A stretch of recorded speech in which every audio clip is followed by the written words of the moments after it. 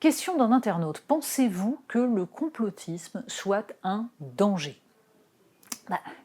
Encore faut-il s'entendre sur ce qu'on appelle complotisme.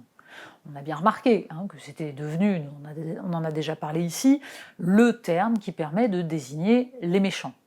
Alors on a vu ressurgir ce mot complotisme à propos notamment des discours de Jean-Luc Mélenchon sur ce qu'il a qualifié de façon ahurissante d'incident grave. Nous avons dit ce que nous devions en penser. Mais revenons sur cette accusation de complotisme, qui en elle-même est plus complexe. On peut reprocher à Jean-Luc Mélenchon ses propos et notamment l'indécence dans la façon dont il aborde ce qu'ont été les massacres perpétrés par Mohamed Merah. Pour autant, qualifier de complotiste tout discours qui nous déplaît est une facilité. Premier point, le complotisme consiste à considérer qu'il y a une explication du monde par des complots. Et c'est donc une forme de rationalité délirante et exacerbée, puisque on vire au complotisme quand on considère que tout s'explique par des complots et qu'il y aurait donc une explication unique du monde.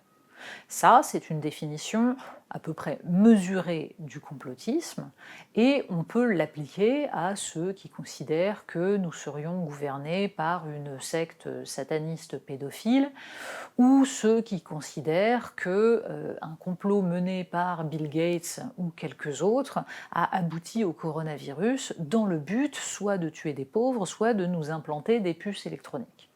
Là, en effet, il y a construction d'un complot et explication délirante. En revanche, le problème vient de l'usage du terme complotisme imposé quand on est face à un discours qui tente de décrypter des rapports de force. Reprenons l'exemple de Jean-Luc Mélenchon et de son analyse de l'élection d'Emmanuel Macron. Quand Jean-Luc Mélenchon explique qu'Emmanuel Macron a surgi du chapeau, on peut lui objecter que non, il n'a pas surgi du chapeau et qu'en effet, il était déjà là, mais malgré tout, il n'y a rien là de complotiste. On peut constater que Emmanuel Macron a correspondu aux besoins de la haute administration et des intérêts financiers du pays qui l'ont soutenu. Tout cela relève d'un caractère purement objectif, d'une observation des rapports de force. Oui, il a été soutenu pour permettre de perpétuer le système que soutiennent la haute administration et les intérêts financiers. C'est très simple, c'est très clair. Ça s'appelle d'ailleurs la lutte des classes. Et la lutte des classes impose des rapports de force et les classes dominantes, qui ne sont pas toujours toutes arrangées dans le même camp, mais en tout cas certaines élites, perpétuent leur système face à d'autres qui le combattent. Cela ne relève pas du complotisme.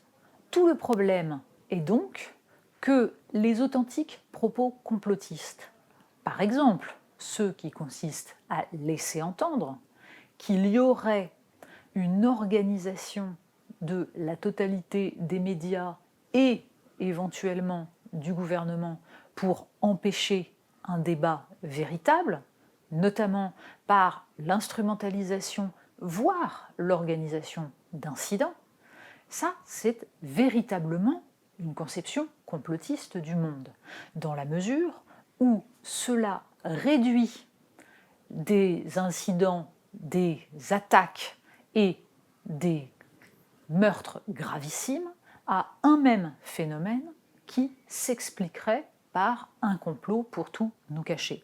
D'ailleurs, Alain Soral ne s'y est pas trompé, puisque le site Égalité et Réconciliation a souhaité la bienvenue à Jean-Luc Mélenchon, en lui expliquant que ça faisait des années que ce site, justement, prônait cette même idée, que Mohamed Merah, tout ça, c'était louche, c'était une manipulation des services secrets, et de vous savez qui, parce que, bien sûr, quand on cherche un complot, on arrive assez souvent au même endroit. Tout le problème est que les grands chasseurs de complotistes, ceux qui en ont fait un business, parce que désormais, marquer du doigt, désigner les complotistes, ça permet de créer des formations, de s'adresser aux instances publiques pour les aider à dénicher les complotistes. Bref, c'est un business qui fonctionne assez bien et qui fait vivre quelques personnes. Eh bien, ces personnes-là, bien entendu, auront tout intérêt à amalgamer les deux problématiques. Et c'est en cela qu'il faut évidemment se garder systématiquement de sombrer dans le délire interprétatif, mais analyser avec la plus grande rigueur ce qui relève des rapports de force, des luttes d'intérêts. Pourquoi? Parce que tout mélange des genres empêche systématiquement de décrypter les mécanismes du système économique et social et de la façon dont il se perpétue.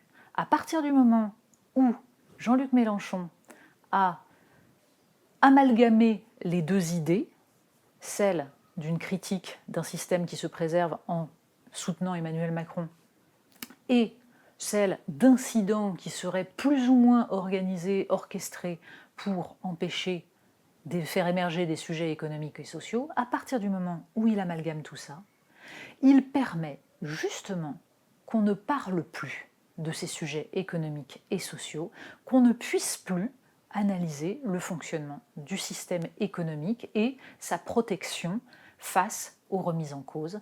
C'est là où il y a véritablement danger.